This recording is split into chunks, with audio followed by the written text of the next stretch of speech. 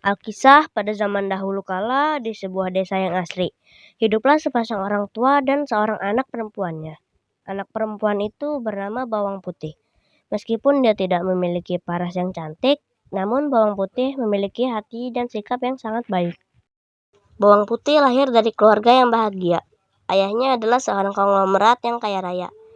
Namun suatu hari ibu Bawang Putih sakit keras dan akhirnya meninggal dunia. Bawang Putih pun sangat berduka, begitu pula ayahnya. Ya, kenapa ibu meninggalkan kita begitu cepat ya? Ini memang sudah takdirnya, nak. Kamu harus tabah ya.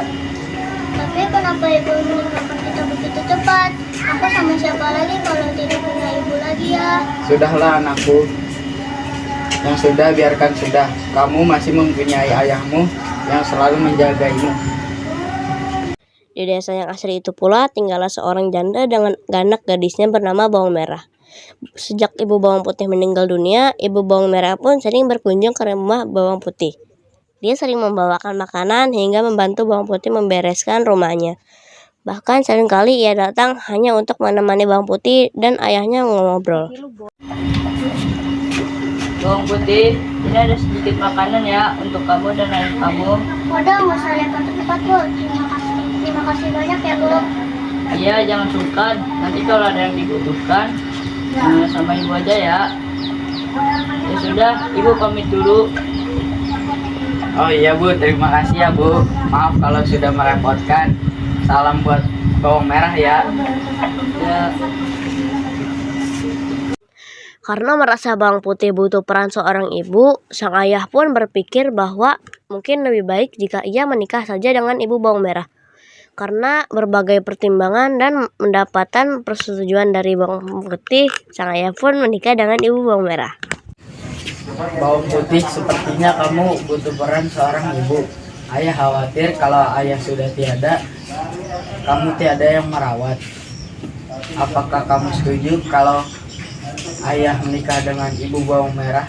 Aku sudah percaya dengan keputusan ayah. Lagi pula ibu Bawang Merah sangat baik kepadaku.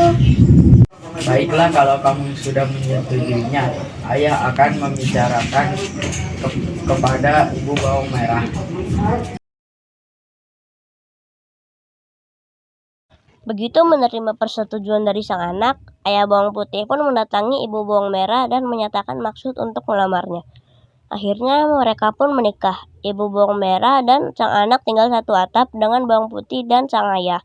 Di awal pernikahan tersebut, ibu Bawang Merah tampak selalu baik hati kepada Bawang Putih. Semua pun terlihat baik-baik saja. Hingga pada suatu hari, sang ayah harus berpergian keluar kota dan pergi meninggalkan rumah selama beberapa hari. Kehidupan Bawang Putih pun sontak berubah, seolah-olah bertolak belakang dengan sifat ketika sang ayah ada di rumah. Ibu tiri dan Bawang Merah selalu bersikap tidak kasih dan lebih menyayangi Bawang Merah. Bawang Putih, kerjamu jangan malas-malasan saja. Selalu bersih-bersih rumah. Ya bu, saya laksanakan. Jangan lupa Putih, bersihkan baju-bajuku dan bersihkan barang-barangku. Ya kak, saya laksanakan. Pada suatu hari, sang ayah pun mengalami sakit keras hingga akhirnya meninggal dunia. Bawang Putih pun menjadi seorang yatim piatu. Semenjak sang ayah sudah tiada, sang ibu tiri dan Bawang Merah semakin bertindak keterlaluan terhadap Bawang Putih. Putih, setiap hari kamu harus bangun pagi-pagi, masak dan beres-beres rumah. Paham kamu? Paham, setiap hari saya akan lakukan bu. Meskipun selalu diperlakukan seenaknya, Bawang Putih tidak pernah membenci ibu dan saudara tirinya. Dia selalu bersikap baik dan mematuhi segala perintah mereka.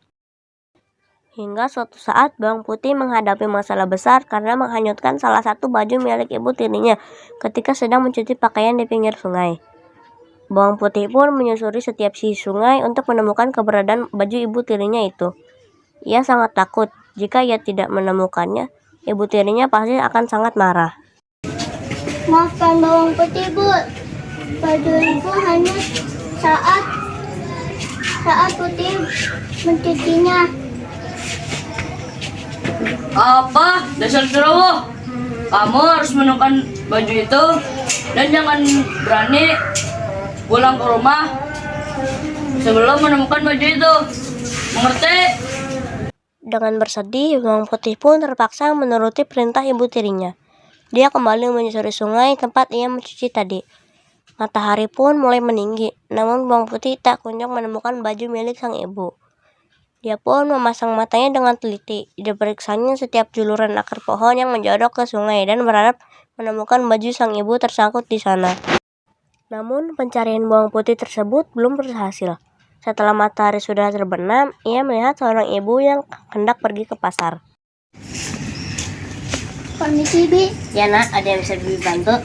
Apakah Bibi melihat baju merah yang hanyut ke sini? Oh, baju berwarna merah ya nak? Ya nak, tadi Bibi lihat. Coba kamu telusuri sungai ini hingga menemukan sebuah gubuk. Di sana ada seorang nenek. Mungkin nenek itu sudah menemukan baju yang kamu cari nak.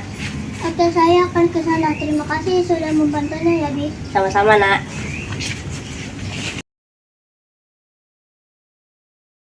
Hari pun sudah mulai gelap. Bawang putih pun sudah mulai merasa putus asa karena tak kunjung menemukan baju sang ibu.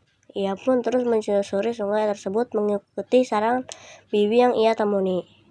Hingga akhirnya ia melihat cahaya lampu yang berasal dari sebuah gubuk di dekat tepian ujung sungai. Bawang putih pun segera menghampiri gubuk itu dan mengetuknya. Permisi, Nek. Siapa kamu nak? Saya bawang putih. Apakah nenek melihat baju merah yang hanyut ke sini? Oh, baju berwarna merah ya nak. Tadi nenek melihatnya tersangkut di depan rumah nenek. Sayang, padahal nenek masih menyukai baju itu. Tapi baiklah, nenek akan mengembalikannya dengan syarat kamu harus menemani nenek seminggu di sini. Oh, saya akan laksanakan syarat-syaratnya, Nek. Akhirnya bawang putih pun tinggal bersama nenek itu seminggu lamanya. Setiap hari, bawang putih selalu membantu berbagai pekerjaan rumah nenek. Tentu saja si nenek merasa sangat senang.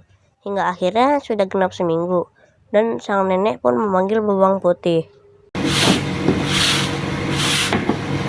Nah, kamu sudah seminggu di sini. Nenek sangat senang karena kamu baik hati dan berbakti kepada orang tua. Sesuai janji, nenek akan mengembalikan baju ini.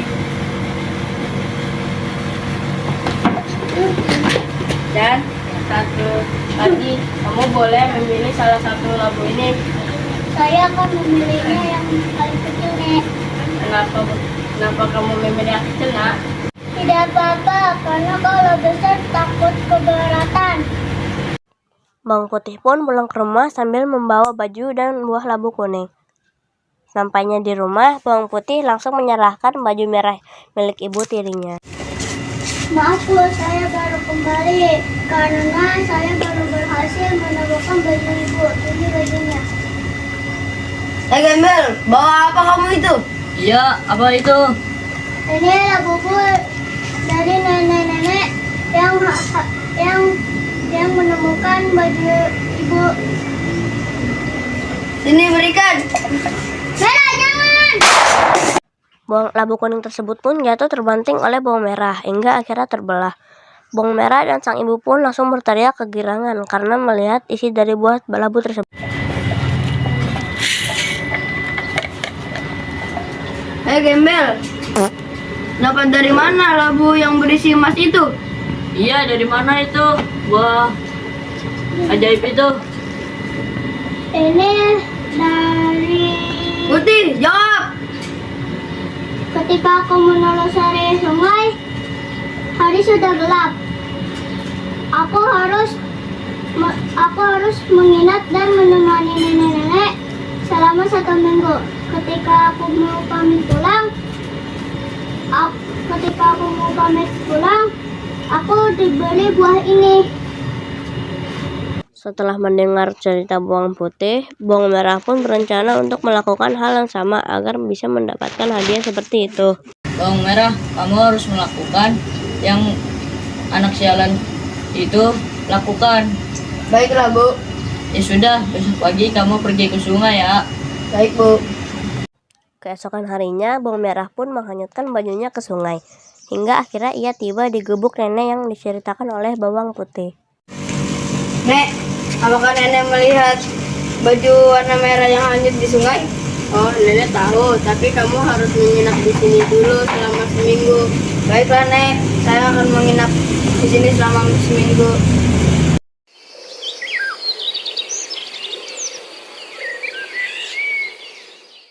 Selama seminggu, bawang merah menginap di rumah sang nenek hanya dengan bermalas-malasan. Jikalaupun ada yang ia kerjakan, pasti berujung dengan hasil yang tidak bagus karena dikerjakan secara asal-asalan. Akhirnya selama seminggu lamanya, sang nenek membolehkan bawang merah pulang. Bukankah seharusnya aku mendapatkan labunya karena sudah menemani nenek selama seminggu? Ya sudah, kamu boleh memilih salah satu dari labu ini. Sesampainya di rumah, bawang merah segera menemui ibunya dengan gembira, memperlihatkan labu yang dibawanya.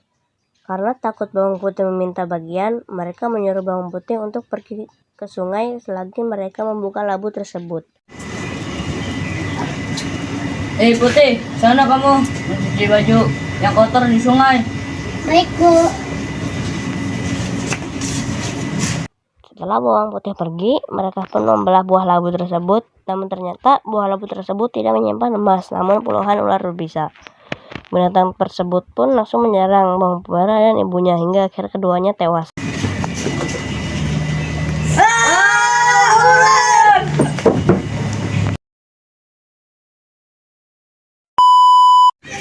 Permisi, Bi.